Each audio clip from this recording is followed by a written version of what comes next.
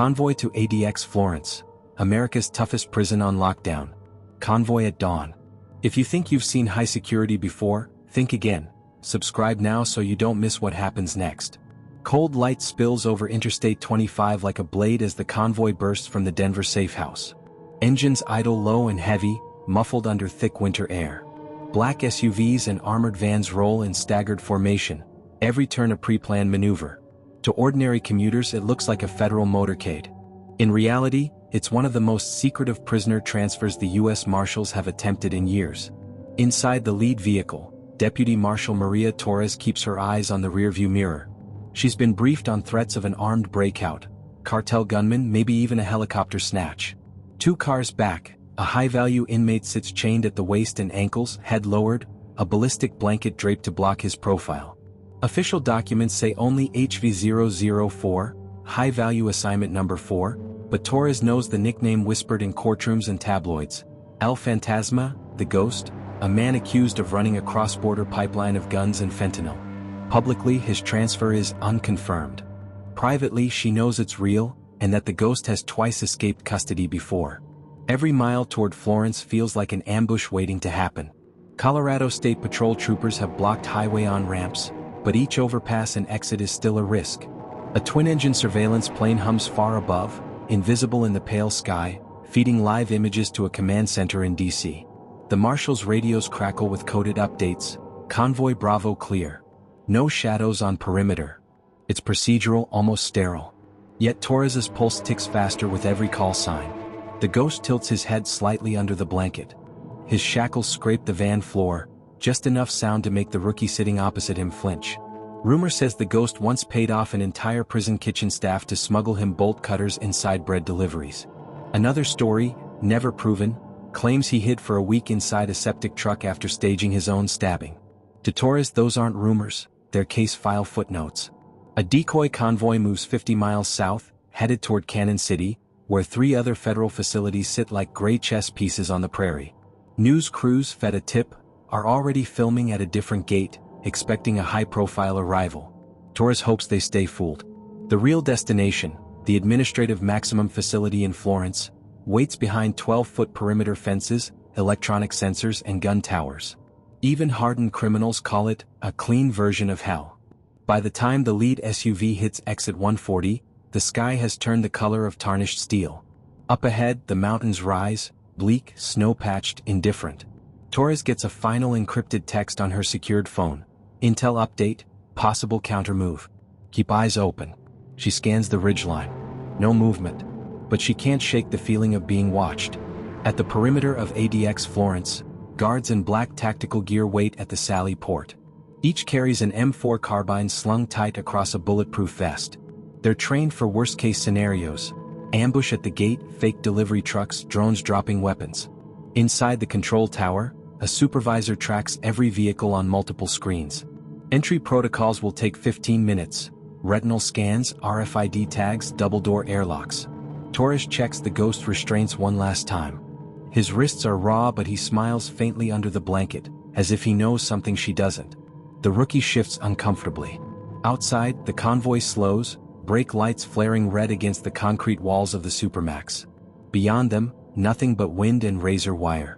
Then, as the first gate closes behind them, a voice comes over the secure radio, flat, urgent.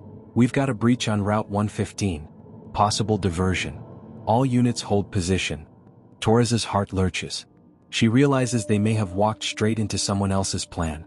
Breach on Route 115. Sirens slice through the radio chatter like glass.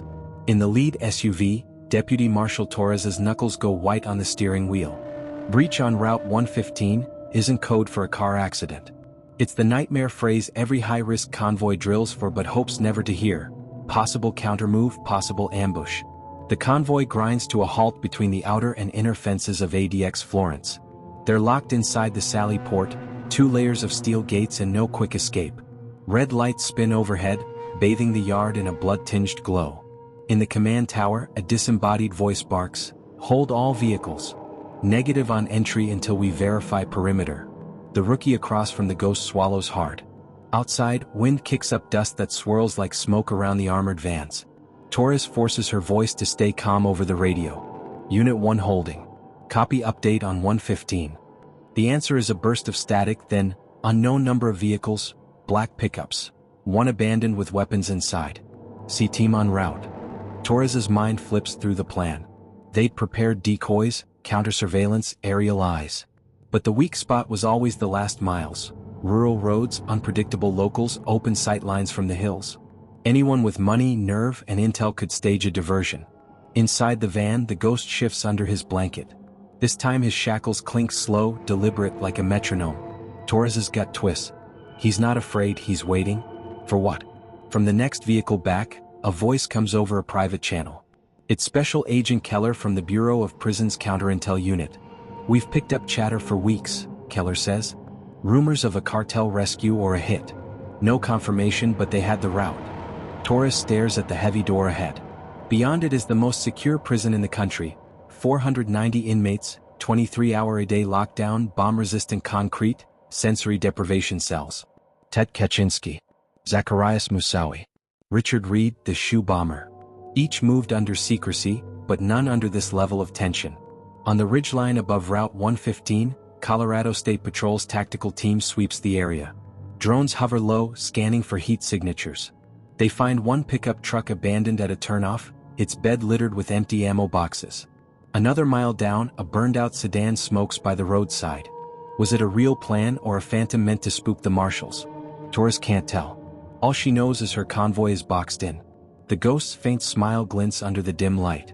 He whispers something in Spanish the rookie can't catch. Torres hears enough. Al momento liga. The moment arrives. She radios the tower. We're going in. Now. Silence. Then a click. The inner gate groans open, hydraulic locks releasing. One by one, the armored vehicles creep forward into the belly of ADX Florence. Inside, the atmosphere changes from open tension to claustrophobic hush. Gray corridors, fluorescent hum, steel doors with food slots barely the width of a hand. Guards line the intake area, eyes hard, hands near their weapons. Even here, protocol treats every arrival as a potential breach. Torres escorts the ghost through a gauntlet of scanning.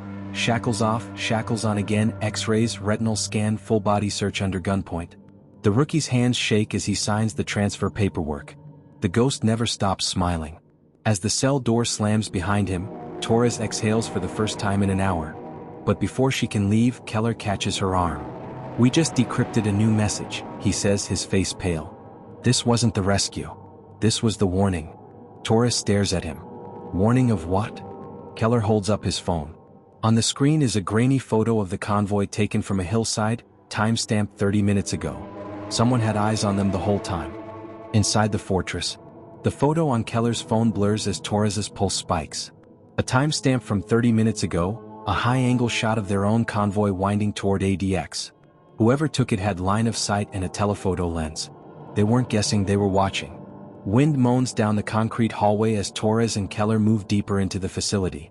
Beyond the intake wing, ADX Florence is eerily silent. Cells are built like vaults, 12 feet long, 7 feet wide, poured concrete, sound-dampening walls. Even footsteps feel muffled. Each inmate is sealed behind a solid door with a narrow window and a single slot for food. The clean version of hell, nickname, doesn't feel like hyperbole. Torres passes cells holding men whose names have been headlines. A bearded figure hunched over a chessboard scrawled on the floor. Another staring at nothing, lips moving, hands tracing invisible patterns in the air. These are the lifers of solitary, minds slowly fraying. Even the guards speak in low tones as if the walls themselves could hear. In the command room, screens show every corridor, every gate. Digital feeds flicker from cameras outside the perimeter fence. Razor wire towers the high plains beyond. Keller zooms in on a grainy frame. Two figures on a ridge, silhouettes against the morning sky. They're gone now, but the image is clear enough to show a tripod. We think they're sending a message, Keller says. They know where we move. They know when we move. Torres leans closer. But how? The route's classified. No leaks. Keller doesn't answer. He's scrolling through encrypted chatter pulled from a dark web forum frequented by cartel affiliates. Phrases flash. Florence drop. Inside man. The ghost speaks soon. The rookie deputy hovers nearby, face pale. This isn't just a prisoner transfer. It's the prelude to something bigger. Down in the special housing unit intake, The ghost stands behind glass, shackles off now, hands folded like a penitent. An officer reads him the ADX rules: 23 hours a day in a cell, 1 hour alone in a concrete exercise pen, male screened, no contact with other inmates. The ghost nods as if amused. "You can build walls," he murmurs in English. "But you can't stop words." On a monitor, Torres watches as the ghost is led to his cell. For a moment he turns toward the camera, eyes catching the light like an animal's in the dark. It's a look not of fear but of calculation. In Washington, the Department of Justice convenes an emergency call. Threat assessment spiked to critical. The breach on Route 115 is reclassified as a probe, a dry run.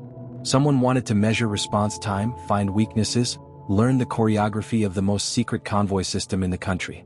Torres paces the hallway. She's been through cartel manhunts, witness protection extractions, high-value transfers. But never has she felt like the prey instead of the hunter. She thinks of the ghost's whispered words, the moment arrives, and wonders if they've locked him inside ADX, or if he's already opened a door they can't see. That night, storm clouds roll over the Rockies.